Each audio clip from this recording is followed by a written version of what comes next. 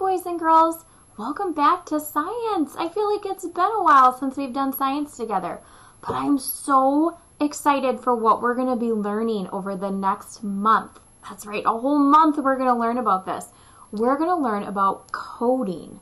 So you might say to yourself, what's coding? But I'm going to read you this little book, and then we'll talk more about it, and you might actually find out the answer to what coding is just from listening to this book. So this book is called How to Code a Sandcastle. How many of you have ever made a sandcastle before? I bet there's a lot of you, and I bet you didn't even know by building a sandcastle, you're already coding. That's so exciting. Hello world, I'm Pearl. It's the last day of summer vacation, which means today is my very last chance to build a sandcastle. I've tried every single day, but something always ruins it. First came the flying saucers, Frisbee. Then the shark attack, dun dun dun. And maybe the worst of all was the moat that Ada Puglace added. Ew. But today, I've got the perfect plan. I've brought my trusty, rusty-proof robot, Pascal. Say hello to the world, Pascal. Hello, world. He'll do whatever I tell him, as long as I tell him in code. It's not a secret code. It's special instructions that computers understand. Now build a sandcastle, Pascal. I guess he doesn't know how to do that. But a coder takes one big problem and breaks it into several smaller ones. If I give Pascal enough instructions that he does know, we'll build this castle in no time. It'll be easy. Small problem number 1. Find a place to build. Pascal, find a flat spot away from all dogs and frisbees. No, Pascal, we need to be on land.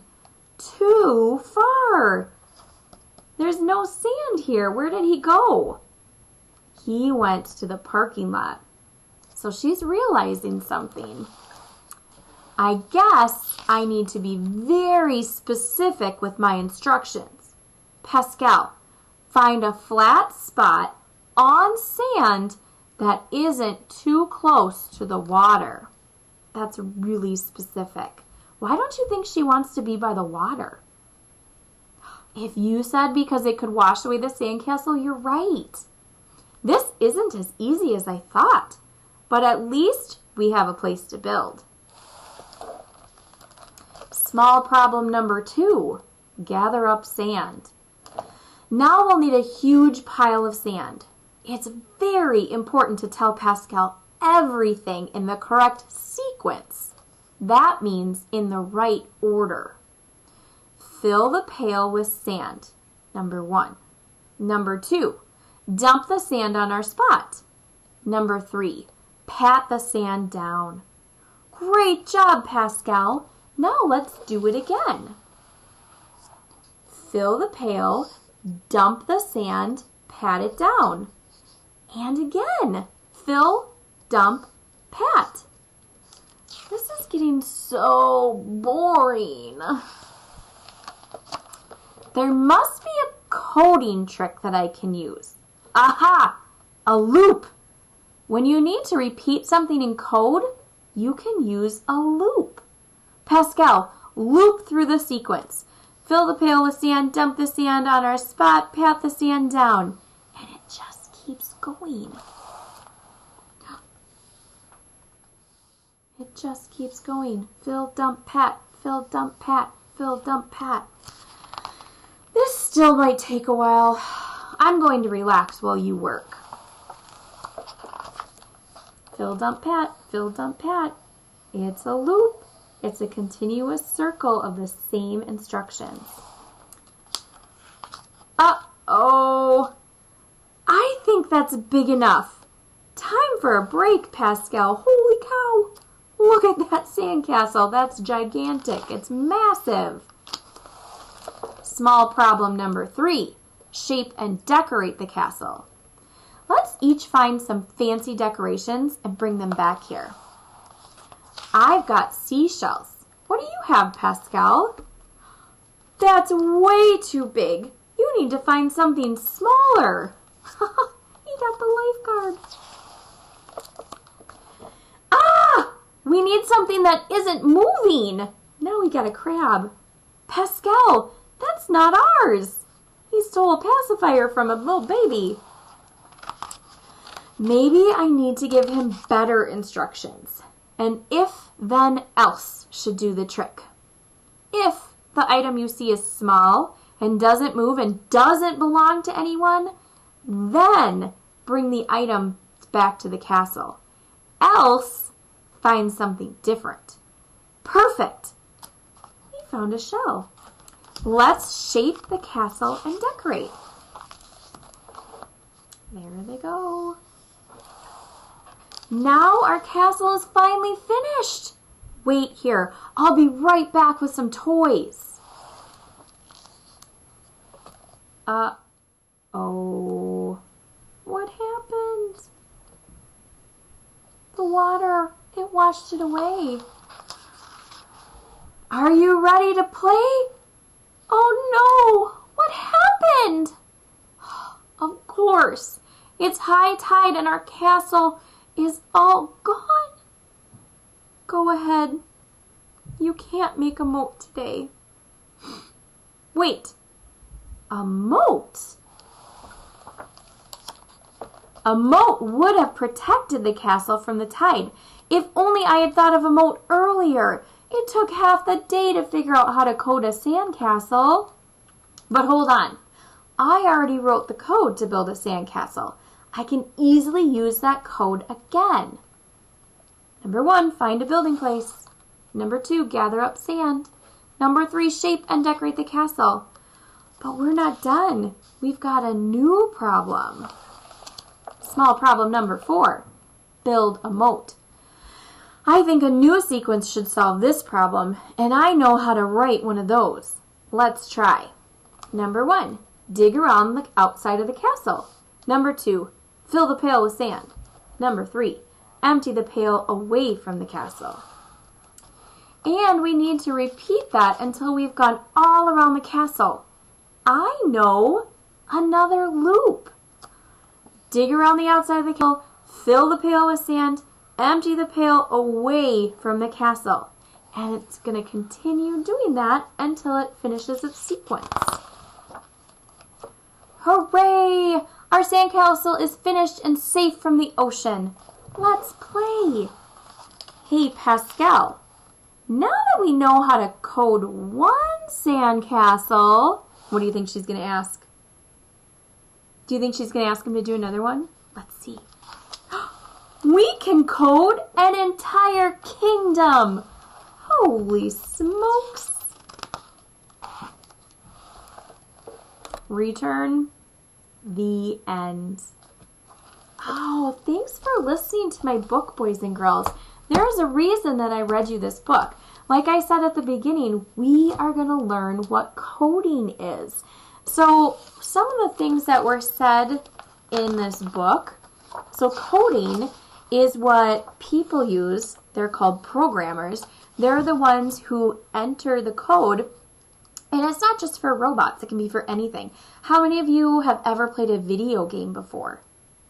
If you said yes, if you said you, that is a coded game. So programmers, the people who put in the code, just like here with the sandcastle, they're the ones that create the video games and they tell the video game what to do. So they add in, and we'll find it here, our vocabulary word, they add in a sequence. It's the right order to do things. And they also do something else that we didn't talk about in this book, but it's what she was doing. It's called an algorithm. An algorithm. That's a really big word. Algorithm. That's a big word. Algorithm. How many syllables is it? Yeah, if you said 4, you're right. That's a long word. And it's really important when you're talking about coding. So I want you to say that word with me. Say algorithm. Algorithm. Good job, boys and girls. So algorithm and sequence are two really important things that need to happen when you're talking about coding. And algorithm are the steps that you need to take to finish a task. So she had to come up with all the different steps onto how to build a sandcastle. And she had to be really specific about it. That's where the sequence came in. It has to be the right order, and you have to be very specific. So she figured out after a couple fails to fill the pail, dump the sand, pat it down. So those are the steps that she took to finish that task. So that's the algorithm. And then the sequence, she had to put those steps in the right order. Otherwise, she wouldn't have a sandcastle, right? So that's what we're going to be learning about today. We're going to be doing some more learning about algorithms and then sequences. So really, you're kind of already a coder, and I bet you don't even know it.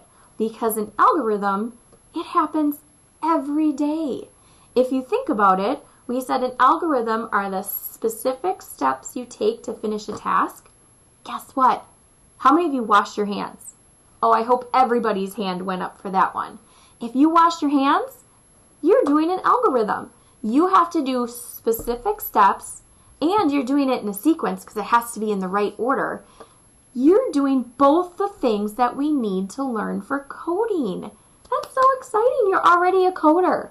So for example, when I said washing your hands, you have to do certain steps and in the right order. Otherwise, it doesn't work. So if I dried my hands on a towel first, is that right? No, that's not how we wash our hands. What do I have to do first? So I want you to think about that. What are the steps that you have to do in order to wash your hands correctly? Think about it. I'm going to turn the faucet on first. And I like to get my hands wet first. So I turn the faucet on, then I get my hands wet. Then I get some soap. And am I done?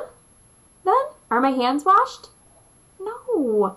Then I have to put my hands together, rub them together, get the tops, get the bottoms, get the insides. That's really important to get all those germs off. And then, am I done? No, not yet. Then I have to turn the water off, and then can go dry my hands. So let's think about that. How many steps is it for you to actually wash your hands in the right order? So we said, I'm going to do a tally mark for everything we say, and we'll figure this out. So we talked about turn the water on, get your hands wet, put soap on your hands, rub the soap around, rinse the soap off, turn the water off, and then dry your hands. How many steps did we use? So one group of a tally mark is, how many? Say it if you know it. Yes, if you said 5, you're correct. And then 2 more, 5 and 2 more is 7. There are 7 steps to washing your hands correctly. I bet you never thought about it that way before. But when you're washing your hands, you're doing an algorithm, the specific steps that you need to take to finish your task. And when you do it in the correct order, you're doing a sequence. So you're already coders. It's so exciting. Maybe someday you'll be famous and make your own video game. That would be awesome. All right, so thank you for listening to my book and helping figure out what algorithms and a sequence is. So now I'm going to have you can go to code.org, and you'll probably have to ask a family member to help you get on it, but get on your name, and you're going to do lesson 1 and lesson 2. So that has to be first. This is your algorithm. So first you get on code.org, you find your name, and then you're going to watch video is lesson 1, and then you're going to do lesson 2. When you're done with that, you can stop. You'll be all done. That's the end. And then you're going to go on to Seesaw, and you're going to do a little activity with my little friends. They're called the Flurbs. I kind of like them. But you're going to focus some more on algorithms and sequencing when you do those things. So go on code.org, have an adult in your house help you, find your name, and then you can do lesson 1 and 2. And then when you're done with that, get on Seesaw, and you can finish your assignment on Seesaw. All right, coders, have fun. Bye.